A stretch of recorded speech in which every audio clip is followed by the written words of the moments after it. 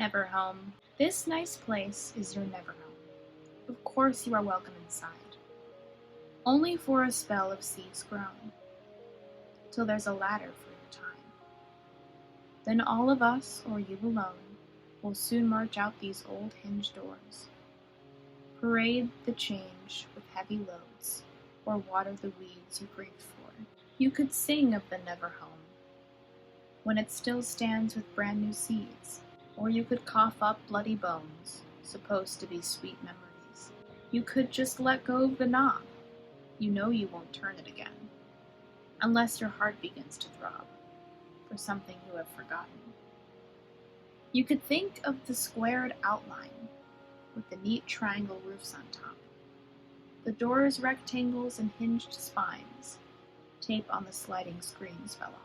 With your old room's loving gazes, you could sleep in it one last time, the next morning filled with praises while you wish for one last wind chime. The night is never long enough, and neither are your years spent here, a place you often bragged and bluffed. Never say never to my ear.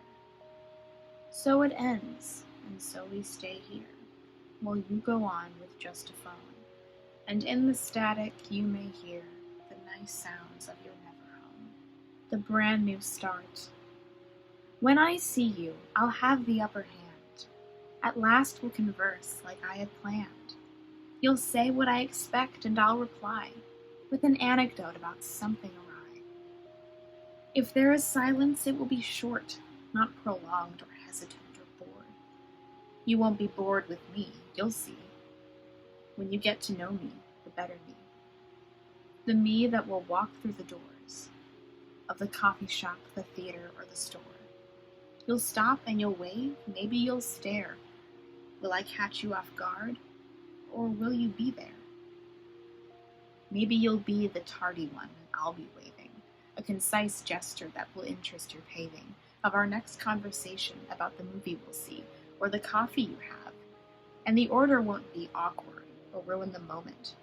I won't be thinking for the rest of our time that you're sinking in the doubts of whether or not I'm worthy of your time, of being your friend or writing these rhymes. This meeting, though, I'll preserve in writing. I need it to exist, just one successful sighting of your first impression, whether it be new or old, that you'll feel welcome when I finally feel bold. The tiled floor where we'll meet to sit down, at rows of leather chairs meant for loud sounds, we'll whisper jokes we've been dying to tell, our theories of our favorite shows we know too well.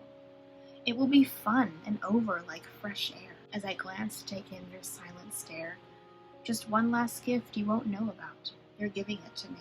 The truth is out. The hum of the car starting will soon send you away, to think of our next meeting on another Monday. No mistakes to think over, or words to take back, or else it is over, even if I had a laughing track. The stained glass mug. The stained glass mug is primped with fine flowers, held by an ivory handle, and painted with a blue rim. Every sip is an excuse, every swallow is power, a distraction of a fool, filling to the brim. Countless glances and countless hours we share this time together, as the time grows slim. Overwhelming typing, with another sip so sour, so cold from the long wait. At the very least I didn't give in. It was new, but it's getting old. The coffee that fills the tower of the stained glass mug. This engrossment growing grim. Broken flowers. If flowers could be broken, they would have to be torn. Their petals, like feathers, would wither forlorn. The stems would crack with an open wound of suds. They would shatter their petals and break their closing buds. They wouldn't fall from trees or end up on mowed lawns. They would be strewn about like shred glass and old songs. They would glow in the night when flashed upon by blood. Their leaves would sting of thorns, and their towering stems in mud. If flowers could be broken, they would have to be torn. Their petals, like feathers, would have to be worn. Do you like autumn? Yes, I do like autumn. In fact, it's my favorite season. Eating candy apples is a stereotype for a reason. I don't love the list I'm about to mention, but I like them because they grab my attention. Like anyone else, I have eyes and ears. My opinion is different now as I've grown over the years. Anyway, the leaves change color. They're pretty to look at. The wind tastes bitter and crisp. Early snow on the roof so flat. Eating anything with cinnamon or drinking pumpkin spice brings back memories and makes more that are nice. But that's all these are. They're nice to remember. Like I said, I don't love them, though I can't wait for December. If I were to tell the truth, you might disagree. You might think I'm crazy or that my mind is too free. But my opinion makes sense. At least to me it does. It's not about Halloween, Thanksgiving, or upcoming Christmas. It's about decay. It's about nature's death.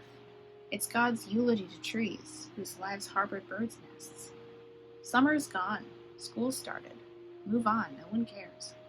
Only grass can stay green, but even grass browns and wears. Death can be beautiful. People die as well. They go to a better place, unless you think they went to hell. We bury our dead in dirt. Nature buries her leaves in snow. When spring comes, they're gone, or they blow down streets like ghosts. But the world is cold in the fall, and I'm in my house, awaiting my birthday, the next holiday, while fleas swarm a dead mouse. The clouds are more frequent. The rain is always falling. The sun comes out, but winter's still calling. Winter will be a graveyard of summer's last fun. I'll still be in my house until the funeral's done. But that is why I love fall, because I'm safe and warm while nature dies slowly and Mother Nature mourns. The rain wails, clouds gather around, while giddiness fuels me and school distracts the sound of grief in the night, of the sun's sympathy to the world he surveys, a bouquet of red beauty. I hope you can forgive my selfish gain from fall.